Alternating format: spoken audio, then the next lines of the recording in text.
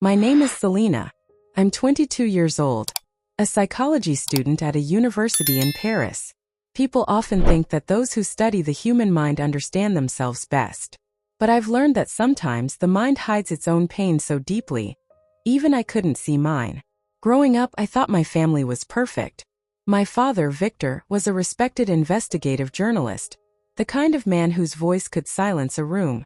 My mother, Isabel, was a fashion editor known for her elegance and sharp mind. To the world, we were a picture of success, sophisticated, admired, untouchable. To me, they were everything I wanted to become. I used to believe my parents were the definition of strength and truth. They taught me that honesty mattered, that image was everything, that our family name was sacred. I carried those beliefs like a compass, until the night it shattered. I once thought my parents were the perfect example of what success looked like, two celebrated journalists of Europe. Until one night, I realized they never deserved to have children. That realization didn't just break my heart. It destroyed everything I thought I knew about love, trust, and family. Looking back now, I see that my childhood wasn't simply marked by pressure or ambition. It was marked by fear, silence, and survival. Because the truth is, my past wasn't just a wound. It was a crime, beautifully disguised beneath fame, fortune, and applause. If you're still listening, we want to sincerely thank you for spending your time with us. Truly means a lot. We'd love to know, where in the world are you watching from? Drop your country in the comments and let's see how far this message has reached. If you haven't subscribed to the channel yet, I highly recommend doing it now so you won't miss any of our upcoming stories. These aren't just ordinary stories. They're filled with meaningful life lessons that can inspire, teach, and stay with you long after the video ends. Hit that subscribe button and join our growing community. It was a rainy night in the outskirts of Paris, the kind of night where the city feels half asleep. Lights blurred through the window, the sound of cars passing like ghosts. My laptop had stopped working earlier that evening, and I needed to send an email for my university project. Chloe, my 15-year-old sister, was in the shower, so I decided to borrow her old phone just for a few minutes. It wasn't a big deal, or so I thought. She never really used passwords that were hard to guess. I remembered her cat, Manu, who had died 2 years ago. That little creature had been her whole world. I tried Manu's birthday, and the phone unlocked instantly. For a brief moment I smiled. Felt so innocent. So Chloe. But what came next erased that innocence forever. I only meant to open her browser to check Gmail, but my thumb accidentally tapped on the photo gallery icon. I froze. There were hundreds of pictures, not selfies, not school events, not anything I could make sense of. Some were blurred, some clearly taken in her room, others in unfamiliar settings. Chloe was dressed in ways I had never seen her before. Makeup, poses, her expression empty. My stomach dropped. I scrolled through them, thinking maybe it was a mistake, a prank, some teenage curiosity. But then I saw the folders labeled with dates, names, and amounts. My heart began to pound. A notification appeared on the screen. Whisper. New message received. My hand trembled as I tapped on it. A chat opened. A man much older, thanking her for last night's photos and asking for a video next time. There were dozens of similar messages. Dozens of men. I could barely breathe. My hands turned cold. The rain outside hit the windows harder, as if echoing the noise in my head. For a few seconds I just stared at the screen, paralyzed. My throat tightened, and my pulse thudded so loud I could hear it. I didn't want to believe it. That my 15-year-old sister was sending pictures of herself to strangers. That someone had made her do it. That this was real. I dropped the phone on the bed and pressed my palms to my face. The air in the room felt heavy, thick with something dark.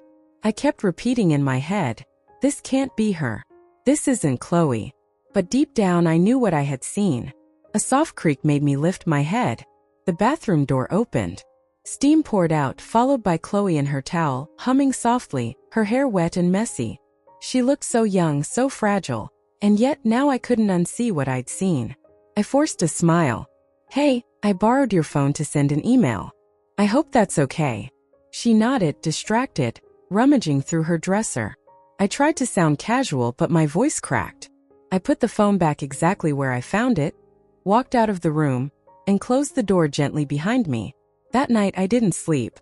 I kept hearing the sound of rain and the echo of those messages in my head. I told myself I had to tell our parents. They would know what to do. They always did. The next morning, I gathered my courage. I sat across from them in the living room, my father reading the newspaper, my mother watching a fashion report on TV. I told them everything. Every word felt like glass in my throat. I expected horror, anger, panic, something. But my father just folded his newspaper neatly and said in a calm voice, "Thank you for telling us, Selena. We'll handle it." That was it. My mother didn't even look up. She simply murmured, "Chloe needs discipline, not drama," her eyes still glued to the television. I sat there frozen. My hands were shaking, waiting for them to show emotion, to ask questions, to call the police, to do anything. But they didn't. My father stood up, walked to Chloe's room, took her phone, and told me not to interfere again. Over the next few days, I waited for something to change. For the yelling, the confrontation, the tears. But nothing happened. Instead, strange things began to appear around the house. The old Citroen that had carried us through childhood was suddenly replaced by a gleaming Porsche Panamera parked in the driveway. My mother, who used to wear modest jewelry, now flaunted a diamond necklace from Cartier. And Chloe, my little sister, wore Chanel dresses to school, her nails manicured, her hair styled by professionals. Something inside me twisted. I asked myself if I was imagining things, if I was losing my mind. But deep down I knew what was happening. The connection between those messages, the photos, and the sudden luxury, it was too clear to ignore. One evening, I passed by Chloe's room. The door was slightly open. Inside, the soft glow of studio lights lit her up like a porcelain doll. She stood in front of a camera posing. My father adjusted the lighting, my mother fixed her hair, both speaking to her as if this was completely normal. My breath caught. I pressed a hand against the wall to keep from collapsing. It felt like the world had stopped turning. Later that night, I confronted Chloe in secret. She was sitting on her bed, scrolling through her new phone. Her eyes were tired, her face pale. I sat beside her trying to find the right words. "Chloe," I whispered, "please tell me what's going on." She didn't look at me. Her fingers kept trembling on the screen. Then suddenly she broke down. The phone slipped from her hand, and tears streamed down her face. "Dad said I have to," she sobbed. "If I stop, we'll lose everything. He said it's the only way to keep us safe." I couldn't breathe. My vision blurred with tears. I wanted to scream, to shake her, to tell her none of this was her fault. But she was shaking too, curling into herself like a child trying to disappear. "I didn't want to," she cried. "I swear, Selena, I didn't want to." I pulled her into my arms and held her until she stopped shaking. In that moment, I felt something break inside me, a bond, a faith, a belief that parents are supposed to protect their children. When I left her room, I didn't look back.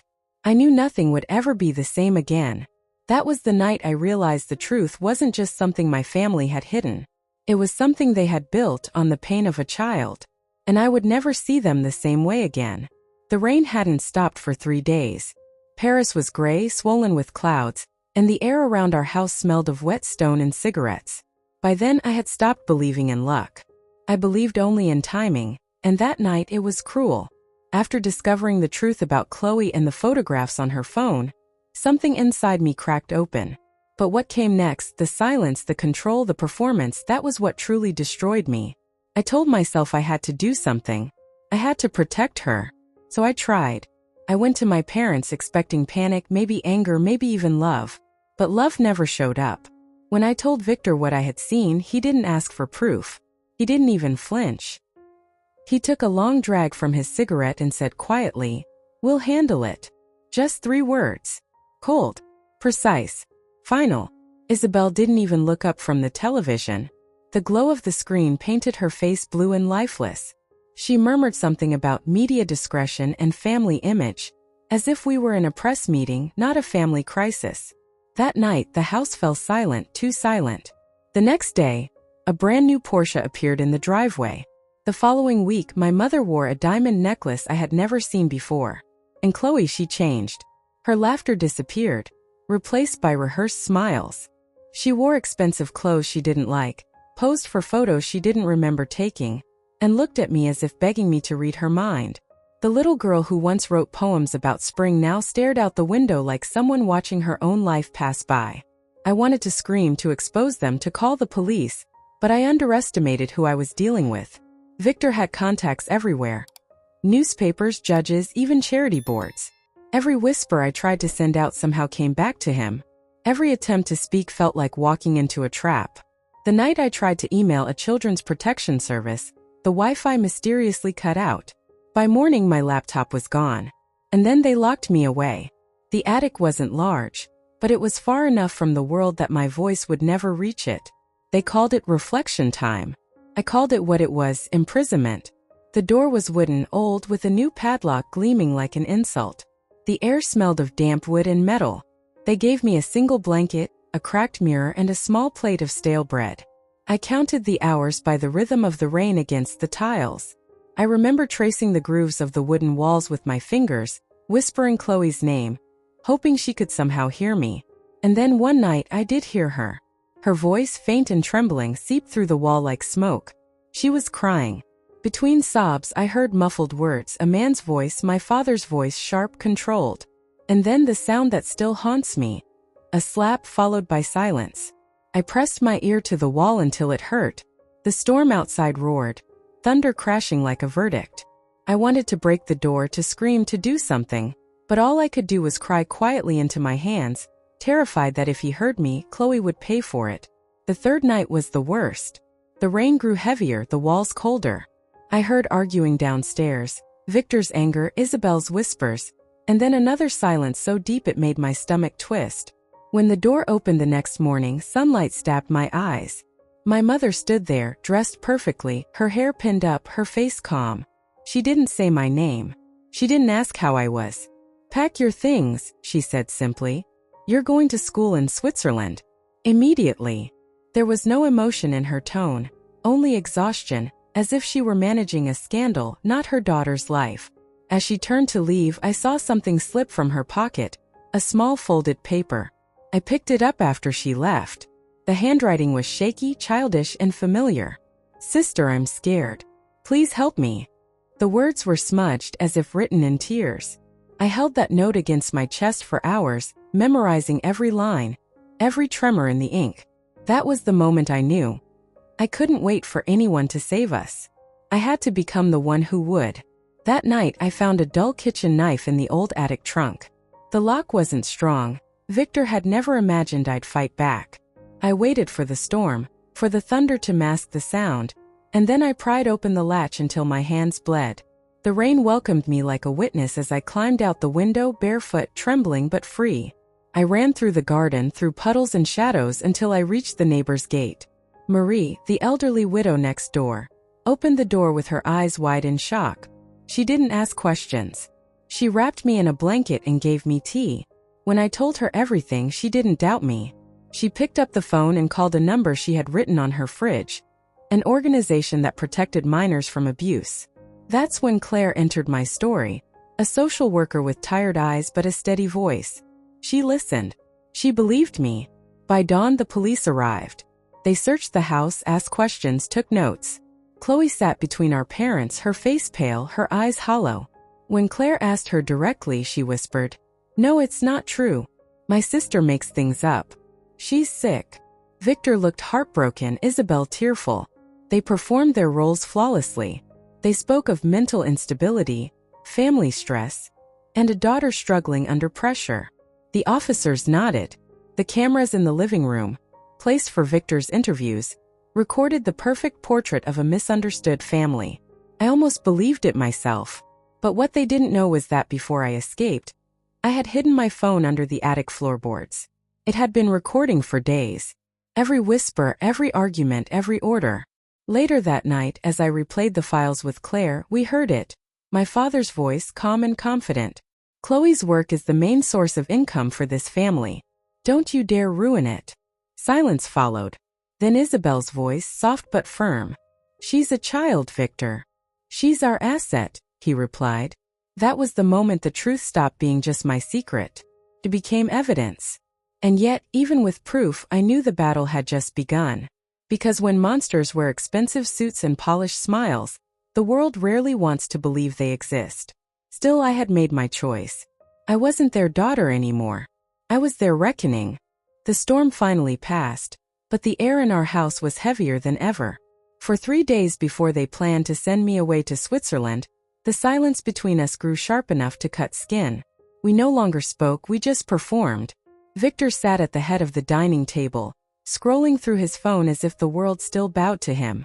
Isabel adjusted her pearls, pretending nothing was wrong. And Chloe, she was unraveling. That evening, something inside her broke. We were halfway through dinner when Chloe's hand began to tremble. The silver spoon slipped from her fingers and clattered against the porcelain plate. Victor's eyes snapped up, cold and commanding. Isabel sighed, annoyed at the interruption. Then Chloe suddenly stood up, grabbed her phone, and threw it across the table. It hit the wall and shattered into pieces. "Stop it!" she screamed, her voice raw, echoing through the marble hall. "I can't do this anymore." Her face was red, tears streaming down her cheeks. She gasped between sobs, clutching her chest like she couldn't breathe. Victor rose slowly, his expression unreadable. "Sit down," he said. His tone wasn't loud, but it carried the kind of authority that made the air freeze. Chloe shook her head, backing away. "You said it would be over. You said I just had to pretend." "Enough," he barked, his hand slamming on the table. The plates rattled. The wine spilled. Isabel looked away, muttering something about neighbors hearing. I couldn't move.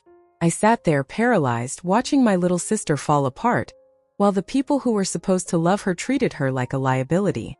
Victor turned to me next, eyes narrow.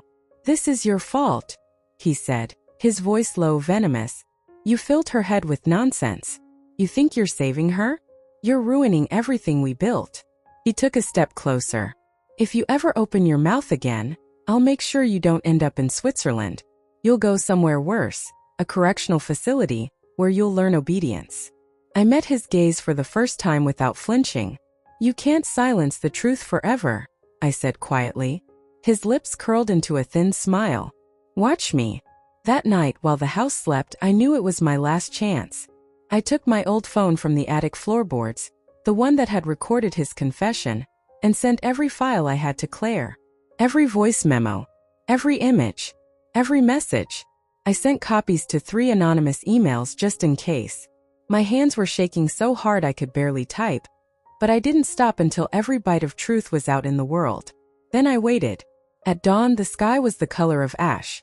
The rain had stopped, leaving behind the quiet hum of dripping gutters. I sat by the window holding Chloe's note, "Sister, I'm scared. Please help me." By the time I heard the sirens, I wasn't afraid anymore. The sound cut through the morning like a blade. Tires screeched. Voices shouted outside the gate. Then came the pounding on the door. "Police! Open up!" Victor appeared at the top of the stairs in his robe, his face pale but still trying to hold that journalist's composure. Isabel followed, clutching her pearls. The front door burst open, and uniformed officers flooded the foyer. "What is this?" Victor demanded. "I am a respected journalist. You have no right." But before he could finish, an officer read the warrant aloud. Another opened the study door. Within minutes, they began pulling out hard drives, cameras, folders, evidence he thought was hidden. Isabel's voice trembled as she tried to reason, but it was useless. The officers had seen the recordings. The network Victor built, a disgusting web of exploitation and power, was already being dismantled. His connections in the media, his supporters, had started to turn their backs. Chloe stood in the corner, frozen. When an officer gently approached her, she flinched, eyes darting toward our father. "Miss, you're safe now," the woman said softly. For a moment, Chloe said nothing. Then something inside her shifted. She took a deep breath, shaky but defiant, and whispered, "He made me do things. He said if I stopped, we'd lose everything." Her voice cracked, but she didn't stop. The truth poured out of her like rain finally breaking from a cloud too heavy to hold. Victor tried to shout over her, but it was too late. The evidence spoke louder. The walls that had protected him, his fame, his charm, his reputation, collapsed under the weight of his own words. When they cuffed him, the sound of the metal clicking shut felt like the closing of a chapter one had waited my whole life to end. Isabel didn't fight. She sat down on the cold floor, her perfect hair undone, her mascara bleeding down her cheeks. For the first time, she looked small, not elegant, not composed, just broken. Chloe ran into my arms, sobbing so hard her whole body shook. I held her tight, whispering, "It's over. You're safe now." But deep down, I knew safety was something we'd have to relearn, slowly, painfully. When they led Victor out, flashes from the reporters' cameras exploded across the driveway. The man who once controlled every headline now became one. Investigative journalist arrested in exploitation scandal. Respected media figure accused of child abuse. He didn't look back at us. Not once. 3 months later, the trial began. The courtroom was packed. Every secret, every lie, every bribe came to light. Claire testified. So did I. So did Chloe, though her voice trembled the whole time. Victor was sentenced to 12 years in prison. Isabel received 9 for complicity and concealment. When the verdict was read, Chloe reached for my hand. Her fingers were cold, but she squeezed hard, like anchoring herself to something real. After the sentencing, we left Paris. The city that once felt like home had become a museum of ghosts. We moved to Bordeaux to live with our Aunt Elise, a gentle woman who baked bread every morning and never asked for explanations we weren't ready to give. Her house smelled of lavender and clay. There were no secrets there, only quiet. The first months were strange. We slept with the lights on. Chloe would wake up from nightmares, and I'd sit beside her until she drifted back to sleep. Sometimes she'd whisper, "Do you think they still dream of us?" And I'd answer, "No. Let them rot in their own." Slowly, she began to heal. She took art classes, painted the sky in shades of blue and gold, as if trying to repaint her life from scratch. Eventually, she got accepted into an art school in Florence. The day she left, she hugged me and said, "For the first time, I'm scared of leaving because I'm happy." As for me, I finished my psychology degree and joined the same child protection organization that once saved us. I work with survivors now, kids who learn to smile through pain the way Chloe once did. Every time I listen to their stories, I see fragments of us and I remind them, survival isn't shame. It's proof. One spring afternoon, I found a letter in my old journal, one my mother must have written before the arrest. It was short, almost emotionless. "Selena, one day you'll understand that everything we did was for the family." I read it twice. Then I took it outside, struck a match and watched it burn. The flame ate through the paper quickly, curling the edges into black smoke. I didn't cry. I didn't even look away. When the last piece turned to ash, I felt something inside me finally unclench. People often say forgiveness is freedom. But I've learned that sometimes release is freedom. Letting go of the hope that the past could have been different. Chloe and I still talk every night. She sends me pictures of her paintings, and I tell her about the children I meet. We laugh again. We live again. The world still has its monsters. But now I know how to see them and how to fight them. Not everyone who gives you life deserves to be called family. Family is not defined by blood. It's defined by love that doesn't demand a sacrifice. And as the sun sets over Bordeaux, light spilling through the window like forgiveness, I finally understand. Some stories don't end with revenge. They end with peace. There are moments in life when silence becomes the truest form of truth. When words can no longer explain the weight of what you've lived through. That's what those years did to me. They hollowed me out, but they also made room for something new, understanding. When I look back now, it's not with hatred. It's not even with anger. It's with a kind of calm sorrow, the kind that comes after surviving something that was never supposed to happen. I've realized that blood doesn't make a family. Love does. Safety does. Choice does. I used to believe that being born to someone meant belonging to them. That parents automatically knew what was best. That their decisions, no matter how painful, came from love. But life taught me a different lesson. One that carved itself into my bones. Not everyone who becomes a parent deserves to be called one. It's not the act of giving life that makes someone a parent. It's what they do with that life once it's placed in their hands. A true parent protects, nurtures, sacrifices. They don't trade their child's innocence for comfort or reputation. They don't silence their pain to preserve appearances. My parents were brilliant, powerful, and admired. But beneath that polished surface, they were hollow, consumed by greed and vanity. They created children not to love but to display. And when their illusion of perfection cracked, they didn't defend us. They defended their name. I've learned that sometimes the most dangerous people are not strangers. They are the ones who smile at you across the dinner table, who tuck you into bed, who say I love you while teaching you to doubt what love really means. That's why I no longer chase the idea of forgiveness. Forgiveness, I think, is often misunderstood. It doesn't mean letting the guilty walk free in your heart. It means you stop letting them own your peace. And for me, that was enough. I've also learned something else, something I want everyone listening to understand. Reputation can hide crimes, but truth never dies. My father's reputation once made people believe he could do no wrong. He was the voice of justice, the symbol of integrity. And my mother, the epitome of grace and sophistication. Together, they fooled an entire circle of influence. Journalists, politicians, even close friends. They built walls of credibility so high that no one dared to question what lay behind them. But truth has a way of bleeding through, even in silence. It seeps through the cracks of every lie, every cover story, every forced smile. It finds its way out, sometimes through a child's whisper, sometimes through a single act of courage. When I sent that evidence to Claire, I wasn't thinking about revenge. I wasn't even thinking about justice.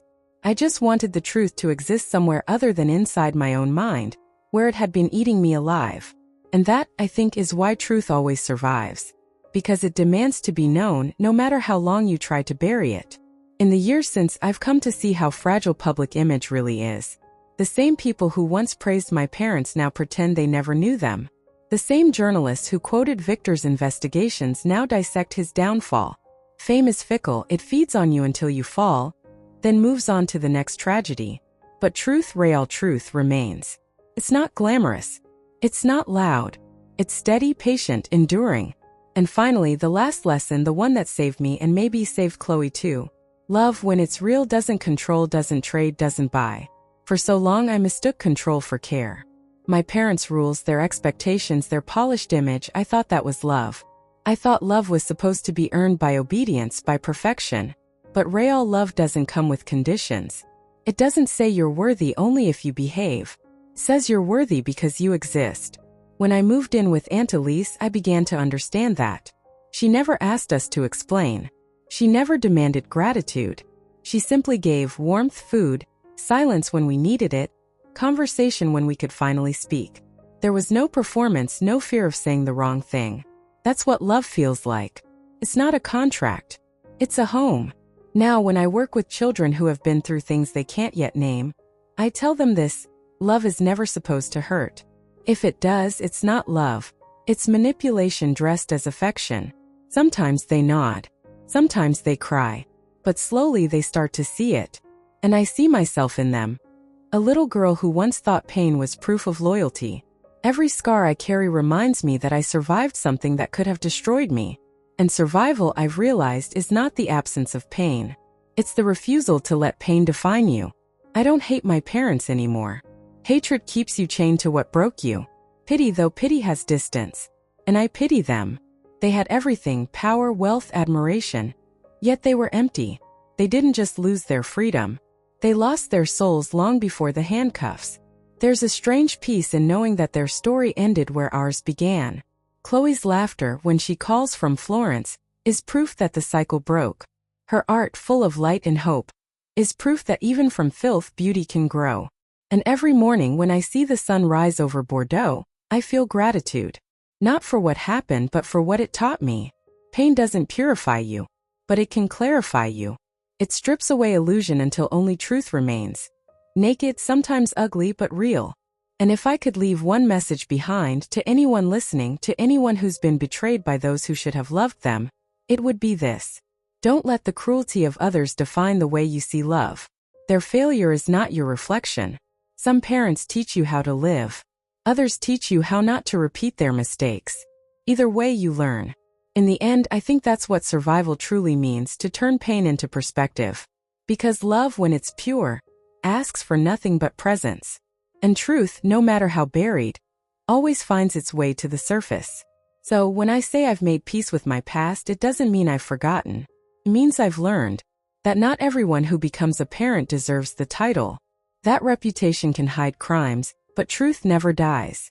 And that the only love worth keeping is the kind that never needs to be bought. If this story touched you, please share it. not to repeat the pain, but to protect the children who haven't found their voices yet. My name is Selena, and this is how I found my light again. Every story told can save another life. Every truth spoken breaks a silence. Don't turn away. Be the reason someone feels seen, heard, and safe. Thank you for listening.